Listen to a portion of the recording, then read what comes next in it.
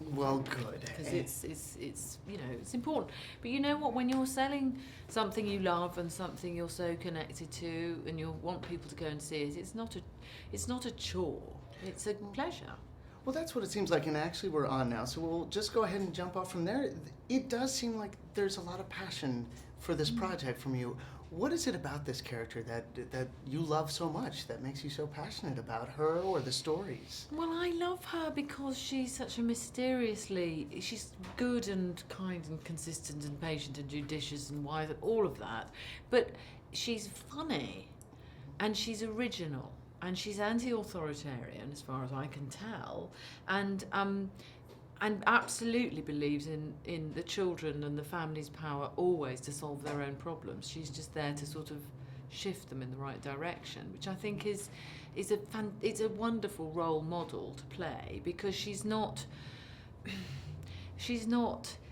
twee in any way, she's not dogmatic in any way, she doesn't give all the answers, she just makes situations that change people's emotional condition, which is actually all you can do usefully in any situation of conflict. I mean, not to get too serious about it, you're going to deal with Israel-Palestine, you have to deal with the emotional content first, because that's where the problems lie.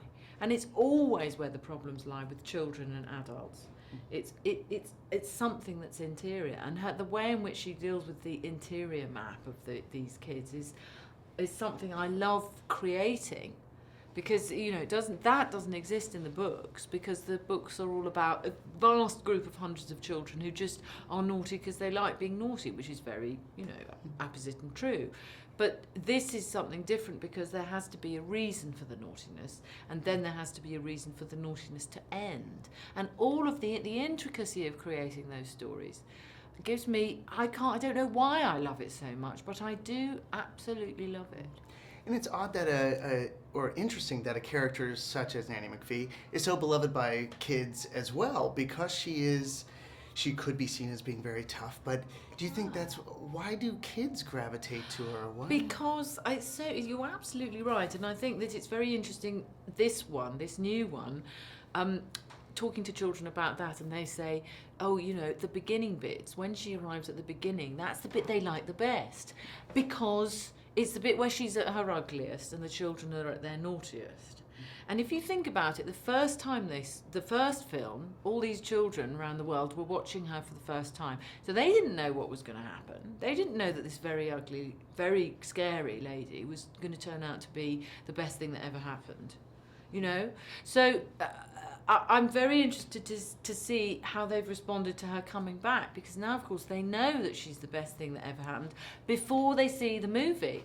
Yeah. But they still want to see that happen again, because they know something that the children in the film don't know.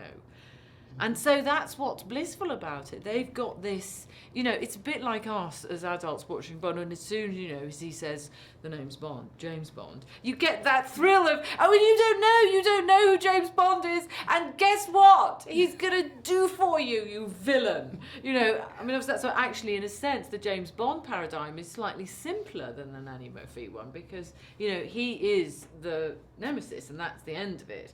Whereas Nanny McPhee is the person who gives the children the tools to sort out their own problems, which is the only way of resolving conflict in a lasting and sustainable fashion. And on that note, there's such a great mixture of there's a lot of magic that she performs, but the greatest miracles come from the kids making their own decisions. And how tricky is it to find that balance of magic and reality in a project like this? It's tricky, and I mean, I have great helping with my colleague and the producer Lindsay Duran. We have worked together for 15 years on these films now, and that's our constant question to each other is, look, do we need more magic? If so, what kind of magic should it be?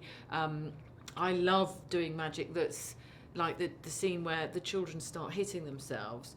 That for me is such a pleasure, because that's them actually doing it. You're filming them doing this stuff to themselves, but it reads as magic. That combination of a little tiny bit of CGI and some really great acting, I find that so much more magical than an entire CGI sequence where everything is done, as it were, for you. There is no room for imagination or for, you know, the human foible failings. You know, that it's so much more satisfying that.